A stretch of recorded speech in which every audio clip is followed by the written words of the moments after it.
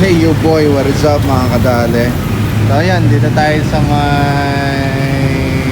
ano to? Shop to, dito sa may Lakandula lang to.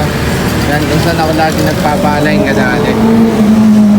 So, tinaas kasi natin ng konti. Ayan. Yan, tinaas natin ng konti kasi medyo magsa-summer na kadali. Ayan ha. Nag-dos na dati, uno media. 1.5. So, nagtaas ako ng konti. Ayan. Ginawa kong dos kadali para sa malalayong biyahe. So, ayan. Siyempre, pag tinaas natin yan, in-adjust natin yung mga camber, mga kadali. Siyempre, kailangan nating ipa-align para safety yung mga gulong natin kadali. So, ayan, no? Yan. So, nandito na tayo kadali. Hintayin lang natin si tropa. Yan. Alright. Kasing gulong natin, sayang eh. So, eto oh. Makapal pa niyan mga kadali oh. Yan. Pating sa harap mga kadali. Makapal pa yan. So, mga 90% pa to.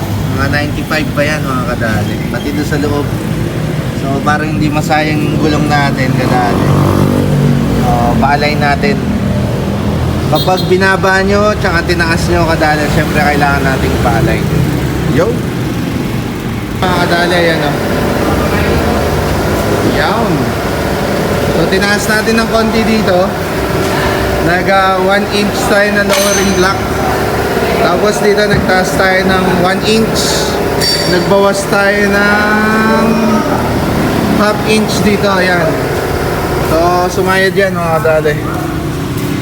Bagyo pa more. So ayun, siyempre magsa-summer mga kadali. So kailangan ma-prevent natin yung mga gulong. Alright. Si Tropo yun, tinitira na ni Tropa oh. Yan. Yan, salamat kay Tropa dito. Yan. Sugi akong alignment dito every 3 months. Papa-align. Yan. Para safety mga gulong kadali. Na nga mga kadali, tapos na yung ating alignment. Ayan. So, ayan. Smooth na smooth kadali at align na align yan. So, trusted natin yun na nag-a-align mga kadali dito sa may Dau.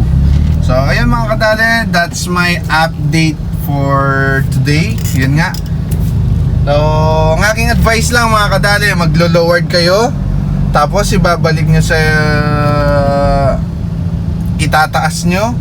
So, alignment lagi mga kadali para hindi sayang yung mga gulong nyo. Mas mahal bumili ng gulong kadali kesa magpa-align tayo mga kadali. So, ayan mga kadali. Excuse me.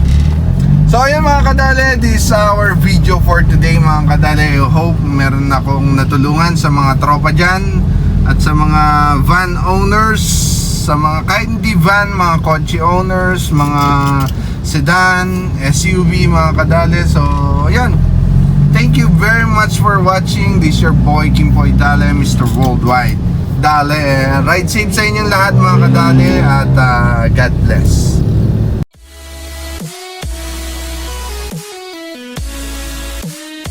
Yo boy, what's up mga kadali?